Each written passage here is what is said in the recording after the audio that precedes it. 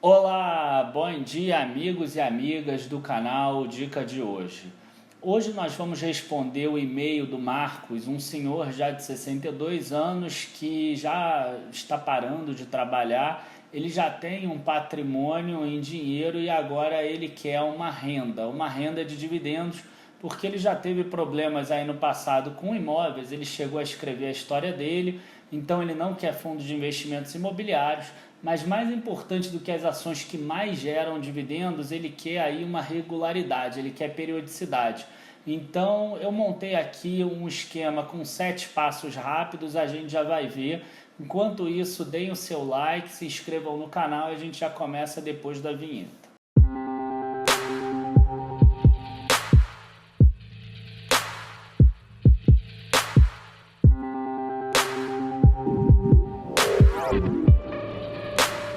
Antes da gente começar aqui, é importante a gente deixar claro o seguinte: as empresas elas pagam dividendos normalmente porque elas geram lucros ao longo do tempo, então elas geram lucro no ano corrente, elas pagam uma parte para os acionistas, algumas empresas pagam uma parte maior e outras pagam uma parte menor.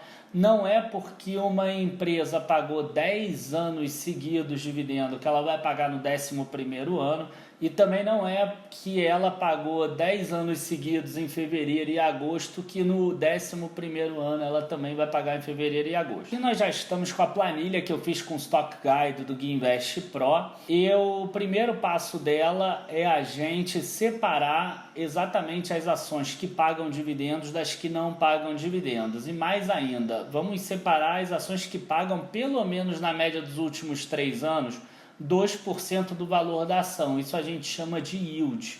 Então esse yield tem que ser maior do que 2% ao ano. E já nessa própria planilha eu já coloquei as empresas que pagaram dividendos pelo menos aí nos últimos 3 anos.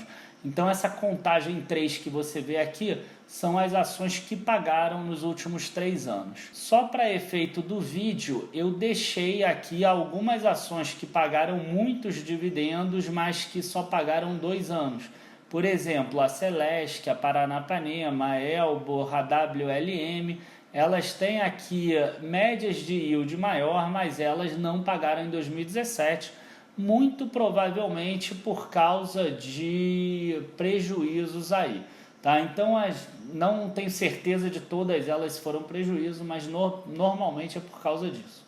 E aí o passo número 3 seria a gente ver a variação dos dividendos contra a variação dos lucros da empresa, porque se o dividendo é pago de acordo com o lucro, a ideia é, se o lucro crescer 100%, o dividendo vai crescer 100% e assim por diante, que aí a empresa mantém o payout.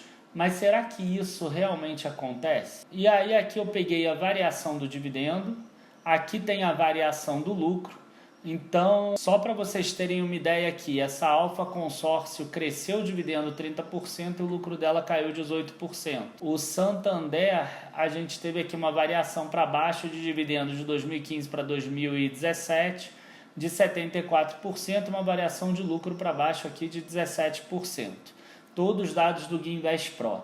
E aí o que a gente acontece, tá? A gente cria aqui uma coluna diferença que eu não vou tirar nenhuma ação ainda. Por quê? Porque se eu botar aqui a maior, por exemplo, a gente tem Unipar, a gente tem Fleury, são boas ações, mas que tiveram uma variação grande de dividendo, principalmente por causa de eventos extraordinários. Então a gente segura isso aqui. A única coisa que eu tirei nesse caso são as ações que caíram mais de 20% lucro. Porque se a ação está caindo tanto assim, mesmo num momento difícil, ela mostra que ela não tem tanta resiliência. E como o Marcos precisa de ações que vão ter mais ou menos uma certa garantia no longo prazo, é importante aqui que a ação não tenha quedas bruscas no próprio lucro dela. Então, passo 3, retirar as ações que tenham tido queda de 20% nos lucros aí nessa variação de 2 anos. Aí a gente passa para o passo número 4. A gente faz a mesma variação dos lucros, mas agora versus a variação dos preços da ação.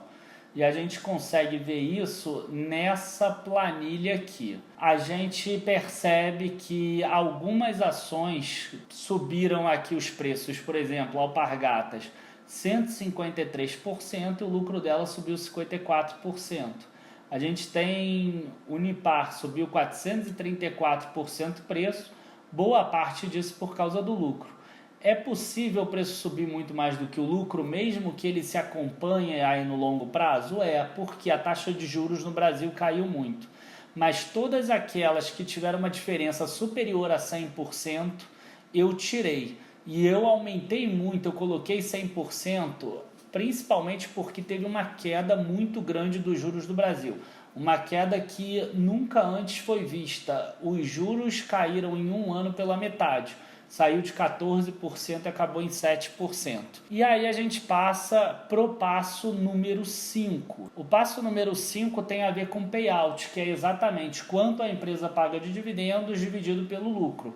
Você pode pegar o dividendo total que ela paga e dividir pelo lucro total que ela mostra lá na DRE, o lucro líquido, ou você pode dividir pela quantidade de ações. Então você faz o dividendo por ação dividido pelo lucro por ação, que é exatamente o que a gente fez aqui. Para ficar mais simples aqui e para não tirar ações de forma errada porque elas resolveram pagar um dividendo extraordinário em 2017, porque isso também é normal. Tem algumas ações, algumas empresas que fazem reserva de lucros lá no balanço patrimonial dela, no patrimônio líquido, e ela percebe depois de um tempo que aquela reserva de lucros ela não tem investimento para fazer que vai dar uma taxa de retorno que vale a pena.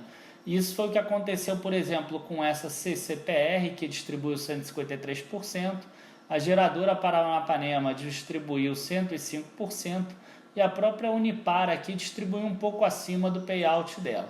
Então, para não tirar ações aqui que podem ser boas, ou como a Fleury aqui, que distribuiu em 2016 168%, ou a Alpargatas, que distribuiu em 2015 152%, a gente pega o payout médio. A empresa não pode estar distribuindo recorrentemente acima de 100% do lucro dela. E a gente percebe aqui que essas são as ações que têm um payout menor do que 100%. Então, o passo número 5 foi retirar as ações que tenham payout médio dos últimos 3 anos acima de 100%. E aí a gente passa para o critério número 6, que é a geração de caixa. A geração de caixa operacional da empresa, que a gente consegue visualizar no fluxo de caixa operacional da empresa, é exatamente o dinheiro que a empresa consegue fazer com as atividades operacionais dela apenas. Então, isso exclui, por exemplo, os investimentos. Isso traz de volta para a conta depreciação e amortização que saem ali na própria DRE, no lucro. E a gente consegue perceber aqui que eu só coloquei as ações que tenham tido geração de caixa nos 3 anos. Algumas poucas ações tiveram geração de caixa só em 2 anos ou em 1 ano, e aí eu fiz dessa forma. Para efeito aqui só de mostrar no vídeo, eu também peguei as empresas que cresceram o fluxo de caixa operacional delas. E a gente percebe aqui que são poucas da lista que conseguiram crescer os 2 anos. Quer dizer, cresceu de 2016 para 2015 e cresceu de 2017 para 2016.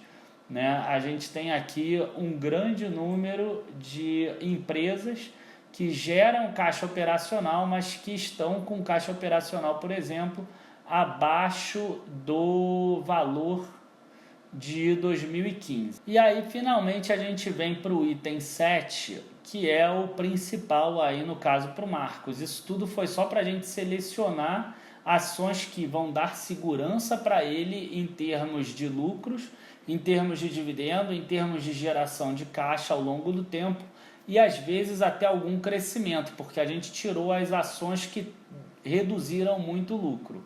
E também a gente tirou ações que o preço subiu muito, porque não adianta ele comprar uma ação, por exemplo, a R$20 para ganhar R$1,50 de dividendo todo ano e a ação cair para R$12, por exemplo, quando os juros subirem.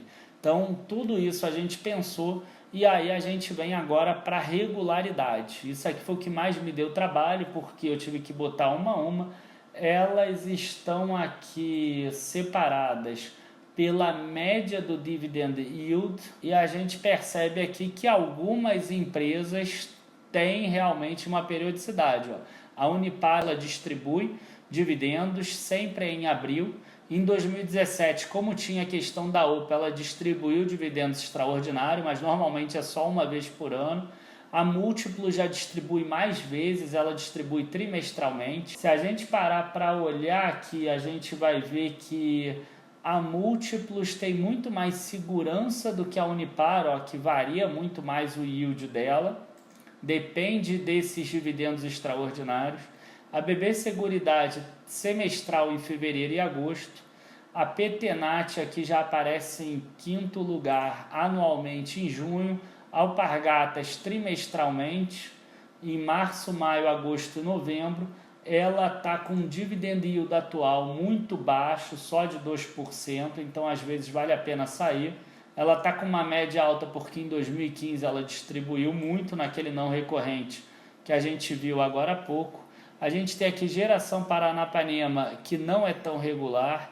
A gente tem a Alupar anualmente em abril. E é importante falar também que essas datas que eu estou colocando, elas não são as datas de pagamento efetivo. Elas são as data X. Por quê? Porque a partir do momento que passa a data X, você vai acabar recebendo o pagamento. Então, isso tudo aí acaba se somando, principalmente para uma pessoa igual a ele, que tem um patrimônio grande aí, que não vai ter problema se talvez atrasar 1 mês ou 2 meses em termos do que importa aí antes. O que vale aí para ele, nesse caso, é a data X, porque depois que passa esse período, ele já vai receber de qualquer forma. Seria bom evitar essas irregulares aqui, por exemplo, e eu marquei aqui em amarelo Natura e Fleury. Por quê? Porque são ações que no passado elas pagaram aqui dividendos altos. A gente consegue ver aqui o payout, ó, de Natura 131%, de Fleury 168%. Mas atualmente estão pagando muito pouco aqui, tanto de dividend yield quanto de parcela do lucro, 51% e 21%. Por quê?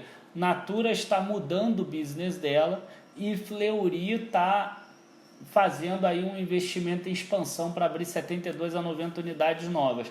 Então isso é uma questão que a gente não tem como antecipar nesse vídeo. Se a empresa mudar aí o foco dela de dividendos para expansão, ela provavelmente vai reduzir aí a distribuição. Se ela mudar o business dela, como é o caso de Natura, que está abrindo aí a Body Shop ao longo do mundo todo, ela também vai acabar reduzindo a distribuição. Outra questão interessante aqui foi mostrar que muitas ações são do setor de energia.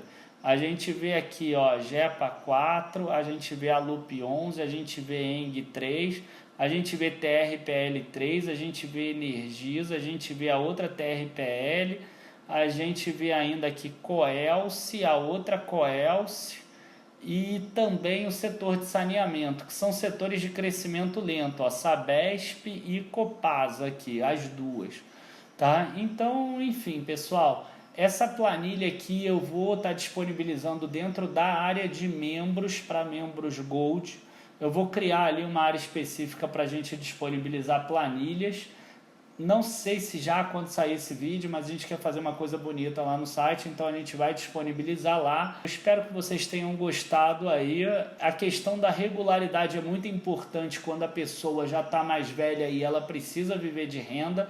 Uma empresa que paga trimestralmente, por exemplo, igual a Múltiplos, ou semestralmente igual a BB Seguridade, ela acaba saindo na frente de uma outra que paga às vezes muito e às vezes pouco. Lembrando sempre a vocês para visitarem o site www.dicadehoje7.com, a própria área de membros também com as carteiras aí com essa alta da bolsa estão voando, né, como os outros meses aconteceu também. Muito obrigado a todos, abraços e bons investimentos. Tchau, tchau.